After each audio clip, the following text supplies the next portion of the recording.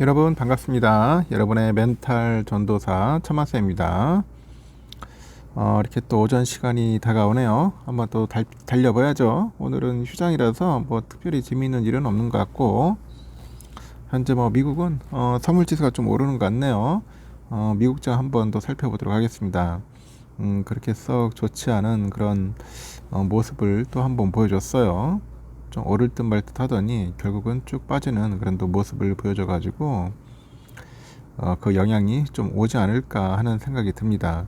하여튼 미국 연준은 여러분도 아시다시피 뭐 금리 뭐 동결이죠. 금리 동결.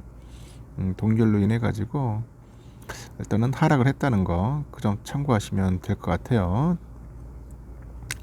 뉴욕 증시는 연방준비제도의 금리 동결 결정에 동반 하락세로 마감을 했고요. 동결이지 뭐 뻔한 거 아니야? 이날 중국의 인공지능 스타트업 딥시크 충격 여진도 좀 나타난 것 같습니다. 뉴욕 증권거래소에서 그 우량주 그룹이죠. 다우지수 보니까 전장 대비 136.83포인트나 밀렸어요. 그래가지고 44,713.52에 장을 마감을 했고, 대형주 벤치마크죠. S&P 500 전장보다 28.39포인트 내려가지고 6,039.31. 기술주 중심의 나스닥은 101.26포인트 낮아서 19,632.32에 거래를 마쳤습니다. 연준은 올해 첫 연방공개시정위원회 그 정례 회의에서 기준금리를 현 수준에서 동결을 했습니다. 동결했고, 지난 가을 통화정책 완화 행보 시작 후에 첫 동결 결정이고요. 연준은 작년 9월에 그 50bp B컷으로 금리 인하 사이클을 개시해서 11월하고 12월에 각각 25bp 인하를 단행을 했습니다. 연준은 성명을 통해서 FOMC 위원 12명 전원이 금리 동결에 찬성을 합니다.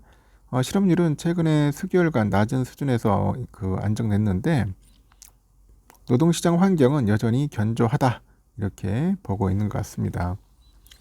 이번 성명문에 보니까 인플레이션에 대해서 여전히 다소 높은 수준을 유지하고 있다고 하네요. 이전에 있던 그 인플레이션이 연준의 2% 목표를 향해서 진전을 보였다는 그런 문구는 삭제돼 가지고 인플레이션에 대해서 매파적인 기조로 돌아선 그런 면모를 보이네요. 시장은 딥시크 충격에서 여전히 패어나지 못하는 그런 양상을 보이고 있고요. 엔비디아 주가는 27일 16.97% 급락을 해서 전날 8.93% 반등을 했는데, 이날 또 4.1% 정도 이제 미끄러졌고, 유력 경제 매체가 딥시크 AI 모델 등장 이후로 트럼프 행정부 관리들이 엔비디아 AI 칩에 대한 대중 수출 그 추가 제한을 검토하고 있다고 합니다. 이 보도한 여파로 보이고, 엔비디아가 대중 수출용으로 설계한 저서양 제품이죠. H20에 대해서도 규제 강화 논의가 있었던 것으로 현재 알려졌습니다. 엔비디아 주가는 이번 주 들어서 한 15% 가까이 하락을 했네요. 15% 가까이 하락을 했다. 급락을 했죠. 매그니피센트 7 종목 가운데 마이크로소프트 1%, 테슬라 2.16 하락했고요. 페이스북 모기업 메타가 0.32%좀 올랐습니다. 이들 기업은 장 마감 후에 실적 보고서를 내놓을 예정입니다. 하루 뒤에는 실적을 발표할 애플은 0.46% 정도 올랐고, 알파벳은 강보합세를 보였고요. 아마존은 전날 장중에 역대 최고가랑 최고 마감 기록을 잇따라 경신하더니 이달은 0.45% 정도 이제 반락을 한 겁니다. 반도체 장비업체 ASML은 4분기 순예약이 전분기 대비 169% 급증한 실적 보고서를 공개해서 주가가 4.29%나 뛰었어요. 프리마켓 할 때는 한 10% 정도 막 뛰더니 좀 줄었네요, 보니까. 스타벅스는 전날 공개한 실적 보고서를 통해서 턴어라운드 본격화를 시사해서 주가가 8.14%나 올랐습니다. 이동통신사 T모빌도 낙관적인 연간 가이던스 덕분에 주가가 6.34% 정도 이제 상승을 했죠. 트럼프 대통령이 설립한 소셜 미디어죠. 트루스 소셜. 이 모기업의 트럼프 미디어 앤 테크놀로지 그룹은 금융 서비스하고 핀테크 사업 진출 소식을 전해서 6.76% 올랐습니다. 업종별로 보니까 S&P 500을 구성하는 11개 업종 가운데 필수 소비재 0.26%, 에너지 0.18, 통신 서비스 0.31, 유틸리티 0.19, 4개 업종이 오르고 임의 소비재, 금융, 헬스케어 산업, 그리고 소재, 부동산, 테크놀로지가 좀 내렸습니다. 일단 나스닥 기술주 위주로 좀 내려가지고 좀 아쉬운 면은 좀 있어요. 있고 나스닥 100은 0.24% 빠졌고요. 필라델피아 반도체 지수가 0.23% 찔끔 올랐습니다. 찔끔 올랐고 엔비디아를 보니까 4.1% 내렸고 TSMC 0.03%, 브로드컴 0.49, 그리고 ASML이 4.29% 올랐죠. 4.29% 올랐고 퀄컴이 0.09, AMD 2.79% 상승을 했습니다.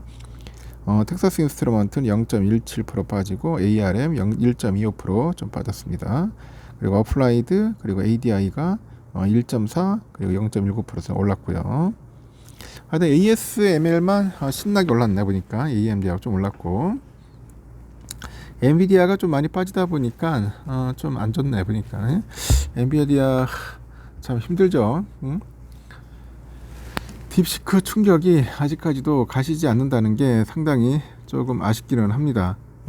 딥시크 중국의 딥시크가 진짜 이게 뭐 제대로 된 기업인지 아닌지 하여튼 저도 상당히 좀 궁금해지고 있고 그 빅쇼트의 주인공 있죠. 빅쇼트의 주인공이 빅테크 대신에 신흥국을 주목해라 뭐 그런 이야기가 있어요. 마이클 버리하죠. 마이클 버리 빅쇼트의 실제 주인공인데 하여튼 주식 투자자들을 위한 조언을 남겼다고 합니다. CNBC 나와서 이제 콜린스와 다니엘이 AI하고 빅테크 기업들에 편향된 미국 증시보다는 이 브라질과 중국 같은 신흥국 증시에서 기회를 찾는 것이 현명할 것이다 이렇게 강조를 하네요.